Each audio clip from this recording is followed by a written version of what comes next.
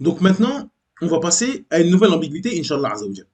Donc après s'être attaqué à l'islam de manière générale, en disant que l'islam n'est pas la solution pour le monde, maintenant, il va s'attaquer au Coran. Donc on va écouter l'extrait, Inch'Allah Azzawajal, et ensuite on va réagir, Inch'Allah.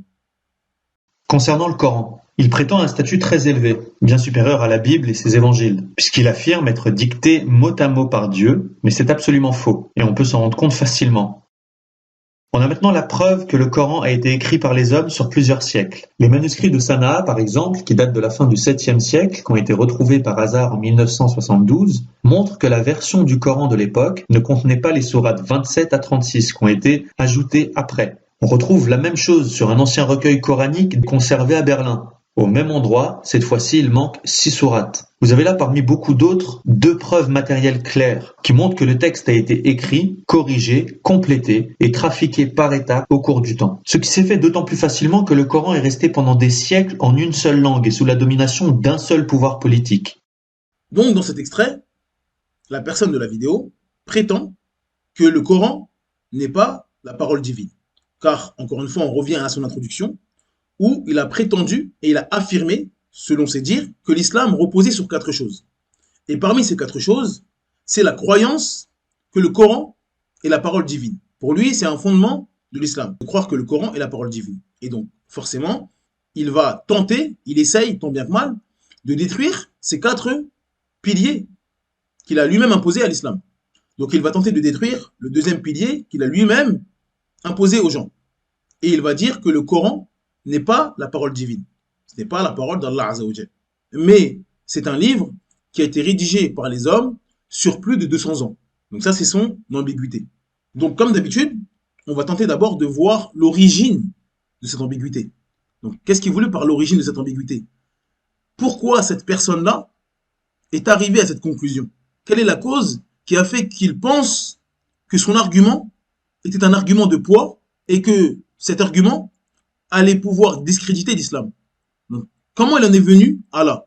J'ai longuement médité et cherché les causes qui peuvent amener une personne à dire de tels propos.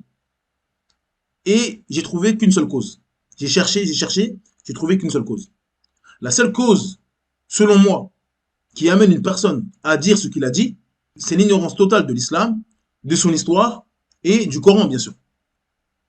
Je ne vois pas d'autre réponse. En ramenant de tels arguments et en essayant de discréditer le Coran, il montre uniquement son ignorance. Car même les ennemis de l'islam, qui ont des connaissances sur l'islam, c'est-à-dire soit c'est des apostats, soit c'est des arabophones, et donc ils sont arabophones, ou alors ils ont étudié l'islam durant de nombreuses années, ils n'osent pas s'aventurer dans le Coran.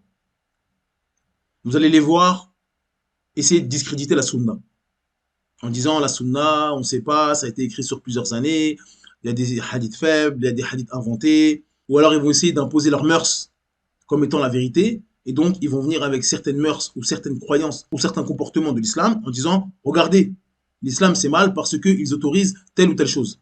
Donc ils vont venir avec les émotions, les passions, pour profiter de l'ignorance des musulmans, pour qu'ils doutent de leur religion et qu'ils sortent de leur religion. Ça c'est l'arme préférée des ennemis de l'islam. Mais celui qui connaît l'islam, il va jamais oser s'attaquer au Coran. Parce qu'il sait qu'il va tomber sur un os. Et donc toute personne qui vient et s'attaque au Coran en disant le Coran c'est écrit par les humains sur 200 ans, etc., il est en train de montrer devant tout le monde qu'il ignore de quoi il parle et qu'il n'a pas potassé le sujet. Il ne connaît pas l'islam. En faisant ça, il montre tout de suite son ignorance. Mais bon, c'est pas grave, on est là pour réfuter. Et donc, Inch'Allah Azzawajal, c'est ce qu'on va faire, malgré la facilité des réponses. Mais bon, peut-être que certains musulmans, malheureusement, vont être touchés par cela. En tant que musulmans, on se doit de donner des réponses claires et détaillées aux musulmans et aux musulmanes.